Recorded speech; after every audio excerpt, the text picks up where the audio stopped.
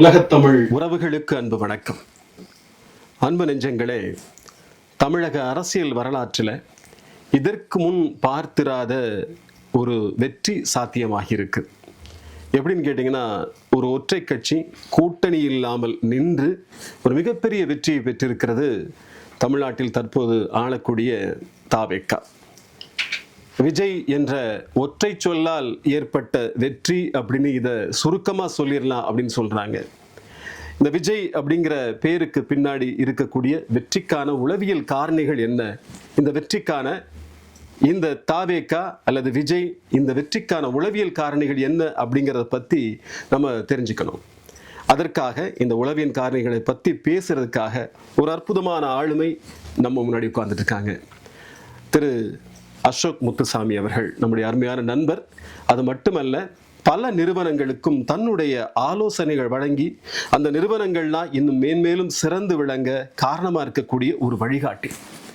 நிறைய விளையாட்டு வீரர்களுக்கு அவர்களுடைய உடல் திறனோடு மனதின் திறனும் மேம்பட்டு இன்னும் அவருடைய விளையாட்டுகளில் சிறந்து விளங்குறதுக்கு காரணமான ஆலோசகர்.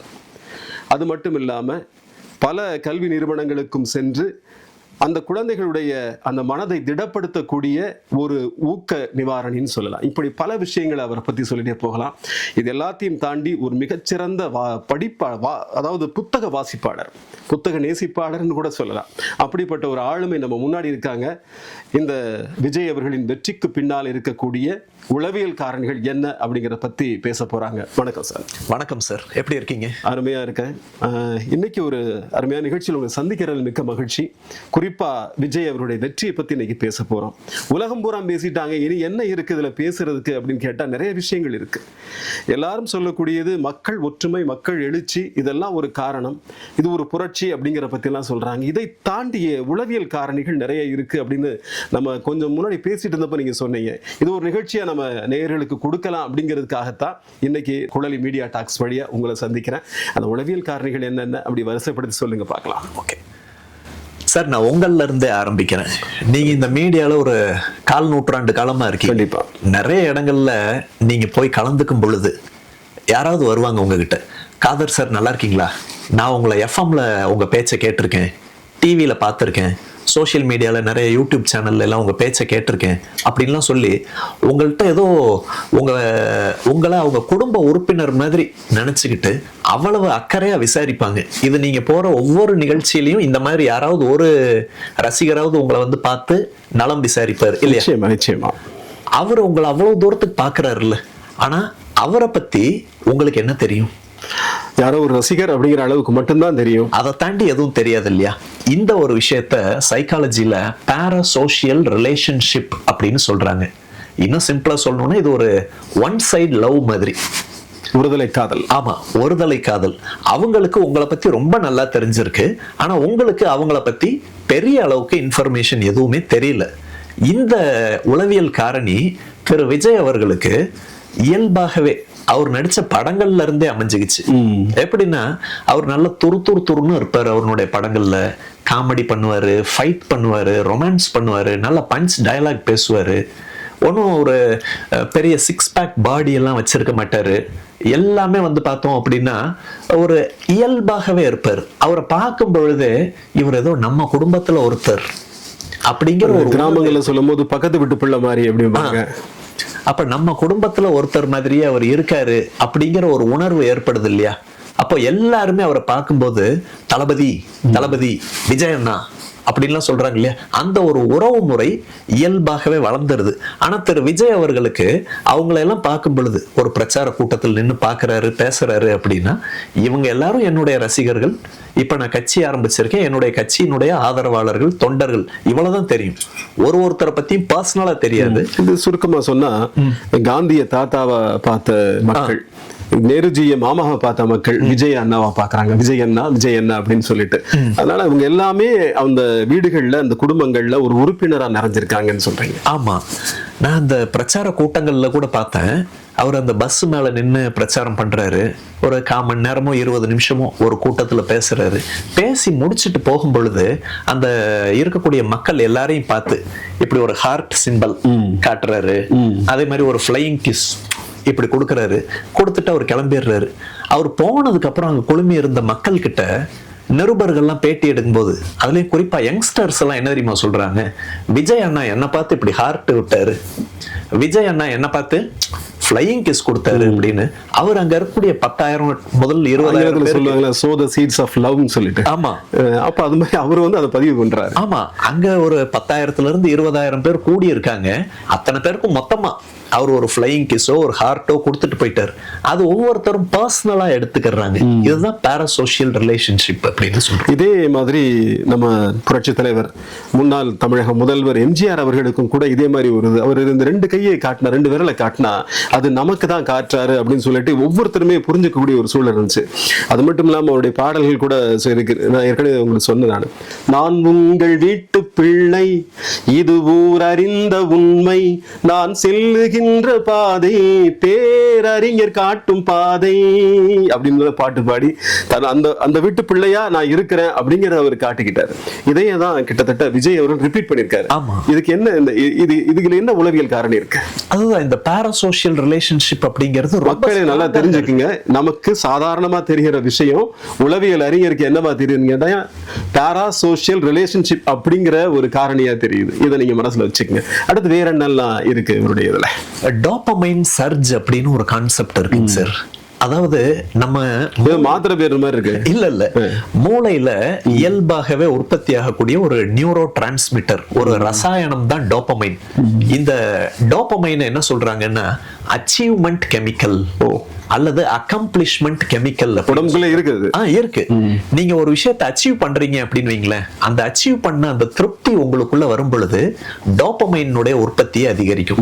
ஒரு உதாரணத்துக்கு சொல்லணும் அப்படின்னா, இன்னைக்கு நான் ஒரு 5 கிலோமீட்டர் ஓடலான்னு முடிவு பண்ணியிருக்கேன் அப்படின்னு நீங்க நினைக்கும் போது, அந்த 5 கிலோமீட்டர் அச்சீவ் பண்ணோடனே உங்களுக்குள்ள ஒரு திருப்தி ஏற்படுது இல்லையா, அந்த திருப்தி உங்களுக்குள்ள டோபமைனை ஏற்படுத்தும், டோபமைனை உற்பத்தி செய்யும். ஒரு மகிழ்ச்சியினால ஏற்படக்கூடிய ஒரு மகிழ்ச்சினால ஒரு விஷயத்தை சாதிச்சிட்டோங்கிற உணர்வு டோபமைனை உற்பத்தி செய்யும். ஒரு சினிமாக்கு போறீங்க, அந்த சினிமாக்கு போகணும்னு ஆசைப்பட்டேன், சினிமாவை பார்த்துட்டேங்கிற திருப்தி உங்களுக்கு டோபமைனை உற்பத்தி செய்யும். உங்களை யாராவது பாராட்டுனாங்கன்னா அதுவும் உங்களுக்கு டோபமைனை உற்பத்தி செய்யும். ஆனா இப்போ ஒரு 20 வருஷம் 30 வருஷத்துக்கு முன்னாடி எல்லாம் நமக்கு இவ்வளவு டோபமைன் உற்பத்தி ஆகல. வருஷத்துல 365 நாள் நம்ம பாராட்டு வாங்க முடியுமா? முடியாது. 365 நாள் ஏதாவது சினிமா பார்க்க முடியுமா? முடியாது. அப்ப டோபமைனுடைய உற்பத்திங்கிறது ரொம்ப குறைவாக இருந்தது. ஏன்னா ஒரு சினிமா பார்க்கணும்னா சைக்கிள் எடுத்துட்டு போகணும். தியேட்டர்களுடைய எண்ணிக்கையும் கம்மி. ஆனா இன்னைக்கு ஓடிடி பிளாட்ஃபார்ம்ல நம்ம வேணுங்கிற படத்தை உடனே பார்த்துடலாம். அப்போ உடனே டோபமைன் அப்படிங்கிறது கிடைக்கிறதுனால இன்னைக்கு டோபமைனுடைய அந்த பேஸ் லைன் அப்படின்னு சொல்றாங்க பாருங்க, அந்த பேஸ் லைன் மக்களுக்கு இயல்பாகவே உயர்ந்துருச்சு. அதிகமான டோபமைன் அப்படிங்கிறது இன்னைக்கு மக்களுக்கு கிடைக்குது. அப்போ எல்லா கட்சிகளுக்குமே ஐடி விங் அப்படின்னு இருக்காங்க. அந்த ஐடி விங் அந்த கட்சியினுடைய பிரச்சாரத்தை சோசியல் மீடியா மூலமா ரீல்ஸ் அதெல்லாம் கொண்டு போய் சேர்க்கிறாங்க. ஆனா அந்த கட்சிகளுக்கு அந்த கட்சிகளுடைய ஆதரவாளர்கள் அவங்க கிரியேட் பண்ண ரீல்ஸை என்ன செய்யறாங்க, ஷேர் மட்டும்தான் செய்யறாங்க. ஆனா டிவிகேவை பொறுத்தளவுக்கு டிவிகேனுடைய ஐடி விங் நிறைய ரீல்ஸை ஷேர் பண்ணாலும் அவரை தலைவராக மட்டும் பார்க்காம ஒரு நடிகராகவும் பார்த்து ஏத்துக்கிட்ட மக்கள், நிறைய ரசிகர்களும் இருக்கிறதுனால அந்த ரசிகர்கள் என்ன செய்யறாங்கன்னா, விஜய் அண்ணா அரசியலுக்குள்ள வந்திருக்காரு, அவருக்கு நம்ம ஏதாவது ஒரு ரீல் ஒன்று போடுவோம் அப்படின்ட்டு ஒரு ரீல் ஒன்று கிரியேட் பண்றாங்க. ஒரு நல்ல ஸ்லோ மோஷன்ல நடந்து வர்ற மாதிரி இந்த மாதிரி எல்லாம் போட்டு, யாரோ ஒரு நபர் டிவிகேக்கும் அவருக்கும் சம்பந்தம் இல்லை, ஆனா எனக்கு விஜய பிடிக்கும் அப்படிங்கிற ஒரு காரணத்துக்காக அவர் ஒரு ரீல் போடுறாரு. அந்த ரீல் பயங்கர வைரல் ஆகுது, நிறைய ஷேர் ஆகுது, நிறைய கமெண்ட்ஸ், நிறைய லைக்ஸ். இதையெல்லாம் பார்த்தோன்னே அந்த கிரியேட்டருக்கு டோபமைனுடைய உற்பத்தி அதிகமாயிருது. முதல் இருந்ததை விட இன்னும் அதிகமாக. ஆமா, டோபமைனுடைய உற்பத்தி அதிகமாகும் போது நம்ம நேத்து போட்ட ரீலுக்கு அவ்வளவு வியூஸ் போச்சு, அதை விட பெஸ்டா ஒரு ரீல் நம்ம என்ன பண்ணலாம், எப்படி கிரியேட் பண்ணலாம் அப்படின்னு இந்த மாதிரி நிறைய கிரியேட்டர்ஸ், அவங்களுக்கும் டிவிகேக்கும் சம்பந்தமே கிடையாது, ஆனா நிறைய ரீல்ஸ் அப்படிங்கிறது போட்டாங்க. ஒரு சாதாரண ரீல்ஸ் வந்து லைக் வாங்குறதுல இத்தனை உளவியல் விஷயங்கள் இருக்கு. அது எப்படி ஒரு கட்சியுடைய வெற்றிக்கு பயன்பட்டது அப்படிங்கிற சொல்லிட்டு இருக்காங்க. ஆமா, வேற எந்த கட்சிக்கும் இந்த மாதிரி தன்னெழுச்சியாக மக்கள் ரீல்ஸ் கிரியேட் பண்ணல. அந்த கட்சியில இருந்து வரக்கூடிய ரீல்ஸ் அவங்களுடைய சோஷியல் மீடியா பேஜ்ல இருக்கிறத வேணா லைக் பண்ணுவாங்க, ஷேர் பண்ணுவாங்களே தவிர மக்களா கிரியேட் பண்ணது அப்படிங்கிறது இல்லை. அந்த மக்களை கிரியேட் பண்ண வச்சது என்னன்னா டோபமைன். இந்த ரீலை நான் கிரியேட் பண்ணி ஷேர் பண்ணேன் அப்படின்னா இது எத்தனை மில்லியன் வியூ போக போகுது, அதுக்காக நம்ம ஒர்க் பண்ணுவோம். அந்த டோபமைனுக்காக ஏங்கி எத்தனையோ பேர் ரீல்ஸ் கிரியேட் பண்ணாங்க. அதுவும் தாவேகானுடைய ஒரு வெற்றிக்கு ஒரு உளவியல் காரணமாக அமைஞ்சிருக்கு. நிச்சயமா இது மாதிரி வெற்றிகளை சாதிக்கிறதுக்கு இன்னும் பல காரணிகள் இருக்கு. அதுக்கு முன்னாடி ஒரு கேள்வி, இவர் பிரச்சாரங்களின் போது ஒரு வார்த்தை அடிக்கடி சொல்லிட்டே இருந்தார். என்ன சொன்னார் அப்படின்னு கேட்டீங்கன்னா, ரெண்டு பேருக்கு இடையில தான் போட்டி, ஒன்னு திமுக இன்னொன்னு தாவேகா அப்படின்னு சொல்லி அடிக்கடி சொல்லிட்டே இருந்தாரு. இந்த இந்த இவர் சொன்னதுக்கும் இந்த வெற்றிக்கும் ஏதாவது தொடர்பு இருக்கா? நிச்சயமா உண்டு சார். இத சைக்காலஜில பேண்ட் வேகன் எஃபெக்ட் அப்படின்னு சொல்றாங்க. பேண்ட் வேகன் எஃபெக்ட் அப்படிங்கிறது ஒண்ணும் கிடையாது. ஒரு ஆடிட்டோரியம், ஒரு பேச்சாளர் பேசிக்கிட்டு இருக்காரு, அங்க நூத்துக்கணக்கான மக்கள் ஆடியன்ஸாக உட்கார்ந்து இருக்காங்க. அவர் முதல்ல ஒரு பாயிண்ட் சொல்றாரு, அந்த பேச்சாளர், ஒரு 4 பேர் கை தட்டுறாங்க. கை தட்டின உடனே மற்ற பார்வையாளர்களுக்கு என்ன தெரியுமா தோணும்? எனக்கு புரியாத ஏதோ ஒரு விஷயம் அந்த 4 பேருக்கு புரிஞ்சிருக்கு. அந்த 4 பேர் இந்த மொத்த கூட்டத்திலையும் ஒரு அறிவாளி மாதிரி தெரியறாங்க. அப்போ நானும் என்ன ஒரு புத்திசாலியாக காட்டிக்கணும். இப்போ 4 பேர் கை தட்டிட்டாங்க. அடுத்த அந்த பேச்சாளர் என்ன பாயிண்ட் பேச போறாரோ அதை நான் ரொம்ப ஒத்து கவனிக்கணும். இதுக்கு முன்னாடி அந்த பேச்சாளருடைய பேச்சை எப்படி கவனிச்சனோ அதோட இன்னும் நல்லா கவனிக்கணும் அப்படின்னு கூர்ந்து கவனிப்பாங்க. அப்ப கூர்ந்து கவனிக்கும் போது அவங்களுக்கு புதுசா ஏதாவது 2 பாயிண்ட் கிடைக்கும், யாரு கவனிக்கக்கூடியவங்களுக்கு. அப்போ 2வது பாயிண்ட் அதே பேச்சாளர் பேசும்போது, இப்ப ஃபர்ஸ்ட் பாயிண்ட்டுக்கு 4 பேர் கை தட்டினாங்க, இப்ப 2வது பாயிண்ட் பேசும்போது இயல்பாக ஒரு 10ல இருந்து 15 பேர் கை தட்டுவாங்க. அந்த பேச்சாளர் பேசி முடிக்கும் பொழுது அந்த லாஸ்ட் பாயிண்ட் பேசும்போது கிட்டத்தட்ட மொத்த ஆடிட்டோரியமே கைத்தட்டும். இத பேண்ட் வேகன் எஃபெக்ட் அப்படின்னு சொல்லுவாங்க. அதாவது நான் மக்களோட ஒத்து வாழணும், மக்கள் கூட நான் ஒத்து வாழ அப்படின்னா நான் தனித்து விடப்படுவேன், ஐ வில் பி ஐசோலேட்டட் அப்படிங்கிற ஒரு ஃபீல் வரும். ஏன்னா மக்கள் எப்பவுமே அவங்க தனித்து விடப்பட்டாங்க அப்படின்னா நான் புறக்கணிக்கப்பட்டேன் அப்படிங்கிற ஒரு ஃபீலிங் அவங்களுக்குள்ள வந்துடும். அந்த ஃபீலிங் அவங்கள உளவியல் ரீதியாக பாதிக்கும். அதனால எப்பவுமே ஒரு கூட்டமாக இருக்கிறத மனுஷனுடைய மனசு அப்படிங்கிறது விரும்பும். அதுதான் ஒரு ஆறுதலாக, ஒரு செக்யூரிட்டி ஃபேக்டராகவும் இருக்கும். அப்படிங்கிறதுனால இப்போ அவர் பிரச்சார கூட்டத்தில் பேசிட்டு போயிடுறாரு, 2 பேருக்கு தான் போட்டி அப்படின்னு. அது ஒண்ணு இவங்களை பெருசா இம்பாக்ட் பண்ணல அப்படின்னாலும் அடுத்து ஒரு டீ கடையில போய் பார்க்கறாங்க. டீ கடையில போய் பார்க்கும்போது அங்க ஒரு 2-3 பசங்க பேசிட்டு இருக்காங்க. விஜய் பிரச்சாரத்துல என்னமா பேசினார் தெரியுமா, 2 பேருக்கு தான் இடையில போட்டி அப்படின்னு சொல்லியிருக்காரு அப்படின்னு அங்க ஒரு 3-4 பேர் பேசுறத கேட்கும்போது இந்த மாதிரி அங்கங்க விஜய் என்ன பேசினாரோ அந்த ஒரு சின்ன காமெடியோட வந்துச்சு. 2 பேர் கேட்டதுல எங்க வீட்டுல எப்பவுமே போட்டி, ஒன்னு இட்லி இன்னொன்னு தோசை, இப்படிலாம் நிறைய ட்ரோல் ஆச்சு இந்த விஷயம். ஆனா இந்த விஷயம் தொடர்ந்து பரவலாக எல்லார் மத்தியிலையும் பேசப்படும் பொழுது எல்லாருமே தாவேகா பக்கம் தான் இருக்காங்களோ, ட்ரெண்ட் மாறிக்கிட்டு இருக்கோ, அப்ப நான் பழைய ட்ரெண்ட்லயே இருந்தேன் அப்படின்னா நான் அப்டேட் ஆகாம இருந்தேன்னா அவுட்டேட்டடாக மாறிடுவனும் அப்படிங்கிற ஒரு உணர்வு மக்களுக்கு ஏற்படுறதுனால இயல்பாக தாவேகா பக்கம் நிறைய பேருடைய கவனம் திரும்பிச்சு. இது பேண்ட் வேகன் எஃபெக்ட் அப்படின்னு சைக்காலஜில சொல்றாங்க சார். இது குறள்ல இருக்குது, உலகத்தோடு ஒட்டு உலகில் கல்லான் பலகற்றும் கல்லான் அப்படின்னு சொல்றாங்க. எவ்வளவுதான் நீ படிச்சாலும் உலகம் போற பாதையில போகலன்னா நீ படிக்காதவன் தான் அர்த்தம் அப்படிங்கிறது இந்த குறளோட பொருள். அது திருக்குறளையும் கூட வருது. ஆமா. இப்ப அடுத்த வேற என்னெல்லாம் உளவியல் காரணிகள் இதுல இருக்கு? ஓகே சார், நீங்க ஒரு ஜேர்னலிஸ்டாக, ஒரு மீடியா பர்சனாக இருக்கீங்க. உங்ககிட்ட யாராவது சார் நான் ஒரு வீடு ஒன்று கட்டலான்ட்டு இருக்கேன், உங்களுடைய ஆலோசனை ஏதாவது கொடுங்க அப்படின்னு கேட்டிருக்காங்களா? கேட்பாங்க. ஆனா நீங்க சிவில் இன்ஜினியரா? கிடையாது. ஏன் கேட்கறாங்கன்னு என்னைக்காவது யோசிச்சிருக்கீங்களா? இப்போ நீங்க சொல்லவும் தான் யோசிக்கிறேன், ஏன் கேட்கறாங்க அப்படிங்கிறது. ஆமா, ஏன் அப்படின்னா அவங்களுக்கு உங்களை பிடிச்சிருச்சு, அவங்கள நீங்க அட்ராக்ட் பண்ணிட்டீங்க. உங்களுடைய பேச்சு பிடிச்சிருக்கலாம், உங்களுடைய அந்த ப்ரெசன்டேஷன் பிடிச்சிருக்கலாம், உங்களுடைய அணுகுமுறை அப்படிங்கிறது பிடிச்சிருக்கலாம். இதெல்லாம் பார்க்கும் பொழுது அவர் மீடியாவில் 25 வருஷமா இருக்காரு, நல்ல ஒரு பேச்சாளராக இருக்காரு. அப்படி இருக்கையில் அவருக்கு எல்லாமே தெரிஞ்சிருக்கே. அப்போ அவருக்கு சிவில் இன்ஜினியர்ஸை பற்றி தெரிஞ்சிருக்கும். ஒரு வீடு கட்டணும் அப்படின்னா அவருடைய ஒப்பீனியன் கூட கேட்கலாம் அப்படின்னு வருவாங்க. அப்போ எந்த ஒரு ஃபீல்டில் நாம ஒரு உச்சத்துல இருக்கமோ, கடின உழைப்பால முன்னேறி மேல வந்திருக்கமோ, அதை பார்க்கக்கூடிய மக்கள் இந்த ஃபீல்டில் இவர் முன்னேறி வந்திருக்காருல்ல, மீடியாங்கிற ஃபீல்டில், அதே மாதிரி இவருக்கு சிவில் இன்ஜினியரிங்கை பற்றியும் தெரிஞ்சிருக்கும் அப்படின்ற ஒரு உணர்வு வர்றது தான் காரணம். நீங்க கேட்ட கேள்விக்கு பதில் இப்ப நான் சொல்லிட்டேன்னு நினைக்கிறேன். புரியுது. அப்போ விஜய் அவர்கள் 1992 இருந்து இப்ப 2026 வரைக்கும் தொடர்ந்து 34 வருஷமா இந்த சினிமா துறையில இருக்காரு, ஹீரோவாக நடிச்சிட்டு இருக்காரு. இந்த 34 வருஷத்துல எத்தனையோ சறுக்கல்கள் வந்திருக்கு, அப்ஸ் அண்ட் டவுன்ஸ் வந்திருக்கு. சில நேரங்களில் சினிமாவே ரிலீஸ் ஆகாத ஒரு படங்கள், படத்தை ரிலீஸ் பண்றதுல நிறைய பிரச்சனைகள் அப்படிங்கிறதெல்லாம் வரும். இது எல்லாத்தையும் கடந்து ஒரு நம்பர் 1 நட்சத்திரமாக இன்னைக்கு உயர்ந்திருக்காரு. அவருடைய சினிமா வளர்ச்சியை தான் மக்கள் எல்லாரும் தேர்தலுக்கு முன்னாடி வரைக்கும் பார்த்தாங்களே தவிர, அவருடைய அரசியல் எப்படி இருக்கும், அவர் எவ்வளவு ஓட்டு வாங்குவார், அவர் ஆட்சிக்கு வந்தா மக்களுக்கு நல்லது செய்வாரா இல்லையா, இது எதுவுமே தெரியாது.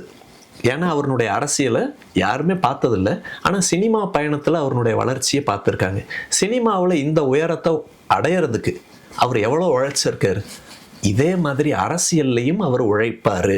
ஏதோ ஒரு துறையில நன்மதிப்பு கிடைச்சா அந்த நன்மதிப்பு பிற துறைகளையும் அவர் சிறப்பா வருவாரு அப்படிங்கிற ஒரு நம்பிக்கை உருவாக்கிறது. ஆமா, இதைத்தான் ஹேலோ எஃபெக்ட்னு சொல்றாங்க சார். இதுக்கு பேர் ஹேலோ எஃபெக்ட்னு சொல்றாங்க. இது குறள்லையும் இருக்கு, நம்ம ஏற்கனவே சொன்ன மாதிரி. ரொம்ப அருமையான ஒரு குறள். உள்ளத்தால் பொய்யாதொழுகின் உலகத்தார் உள்ளத்துள் எல்லாம் உளன் அப்படிங்கிற குறள். அது தன்னுடைய வார்த்தைகளில் பிசகாம இருந்து ஒரு மதிப்புமிக்க ஒரு சூழலுக்கு போயிட்டா அவன் உலகத்தாருடைய உள்ளங்கள்லாம் இருப்பான் அப்படிங்கிற இந்த குறளோட பொருள். கிட்டத்தட்ட விஜய்க்கு கிடைச்ச வெற்றியும் கூட இது மாதிரியான வெற்றின்னு சொல்லலாம். ஆமாங்க sir.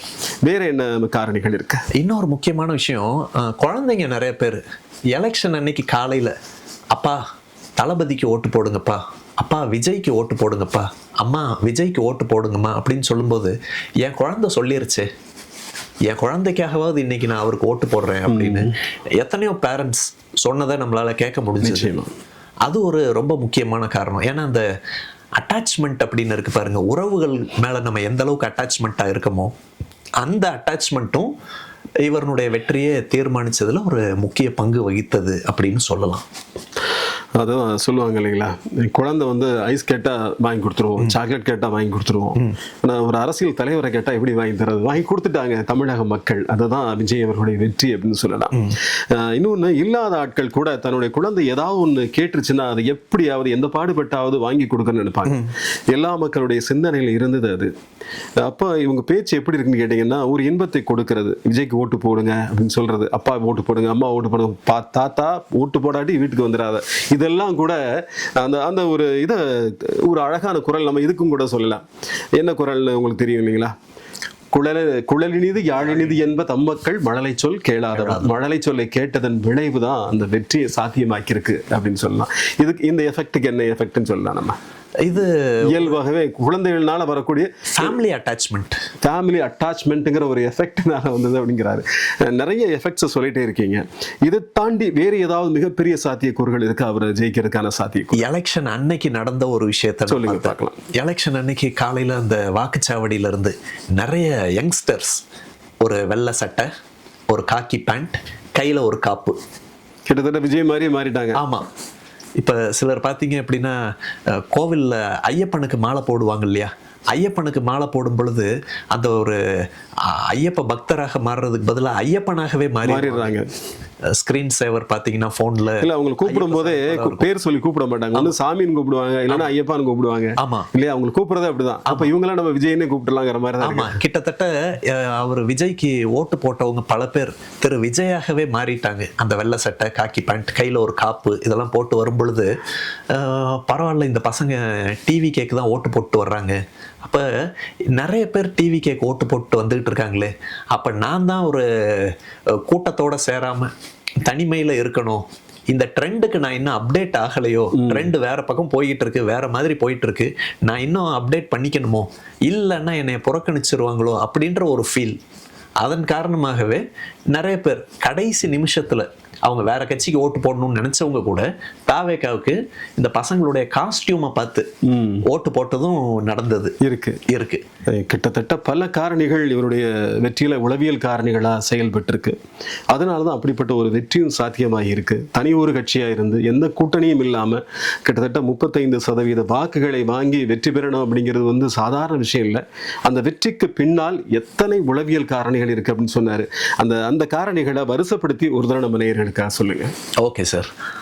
Parasocial relationship, dopamine surge, bandwagon effect, halo effect, family attachment, then last one பார்த்ததுக்கு பேர் சோஷியல் ப்ரூஃபிங் அப்படின்னு பேர். சோஷியல் ப்ரூஃப், இந்த ஒரே மாதிரி அந்த வெள்ளை சட்டை காக்கி பேண்ட் அப்படின்னு போட்டு போகிறது சோஷியல் ப்ரூஃப். ஏன்னா இப்போ ஒரு நகைக்கடை முன்னாடி நம்ம போகிறோம்னு வைங்களேன், அந்த நகைக்கடையில் ஏகப்பட்ட கூட்டம் இருக்குது அப்படின்னா நம்ம அந்த நகைக்கடைக்குள்ளே போயிருக்கவே மாட்டோம். ஆனால் அந்த நகைக்கடையில் வாங்குற நகை நல்லா இருக்கும் அப்படின்ற ஒரு இயல்பா, ஏன்னா அதுக்கு இத்தனை மக்கள் தான் சாட்சி. Social proof. ஒரு துணிக்கடை முன்னாடி ஏகப்பட்ட கூட்டம் இருக்கு அப்படின்னா இந்த துணிக்கடையில் வாங்குற துணி நல்லா இருக்கும், ஏன்னா அந்த துணிக்கடைக்குள்ள நம்ம போனதே இல்லை, ஆனா இத்தனை பேர் போயிட்டு வந்துகிட்டு இருக்காங்கல்ல. Social proof. அதே மாதிரி இத்தனை பேர் வெள்ளை சட்டை காக்கி பேண்ட் போட்டு வர்றாங்கல்ல, அப்ப அத்தனை பேரும் டிவி கேக்கு ஓட்டு போடுறாங்க அப்படின்னா இந்த சொசைட்டி ஒரு ப்ரூஃபாக இருக்கு. டிவிக்கே நமக்கு ஒரு நல்ல ஆட்சியை தருவாங்க அப்படிங்கிற நம்பிக்கை இருக்கு, ஒரு மாற்றம் வேணுங்கிற நினைப்பு எல்லாமே சாத்தியம். ஸோ அதுதான் சோஷியல் ப்ரூஃப். ஒரு 6 விஷயங்கள் இன்னைக்கு நம்ம பார்த்துருக்கோம் சார். அதாவது 6 விஷயம் தான் சொல்லியிருக்காரு. நம்ம மக்கள் வழக்கில் சொல்லும்போது சொல்லுவாங்க 9 கிரகமும் உச்சத்தில் இருக்க ஒருத்தனால தான் இப்படிப்பட்ட வெற்றியை சாத்தியமாக்க அப்படின்னு சொல்லிட்டு. 9 கிரகமும் உச்சத்தில் இருந்தது மட்டும் இல்லாம இது மாதிரியான சைக்கலாஜிக்கல் எஃபெக்ட் எல்லாமே அவருக்கு சாதகமா அமைஞ்சதுனால மட்டும்தான் அந்த வெற்றி சாத்தியமாகி இருக்கு. ஒவ்வொரு வெற்றிக்கும் பின்னால் நிறைய காரணிகள் இருக்கு.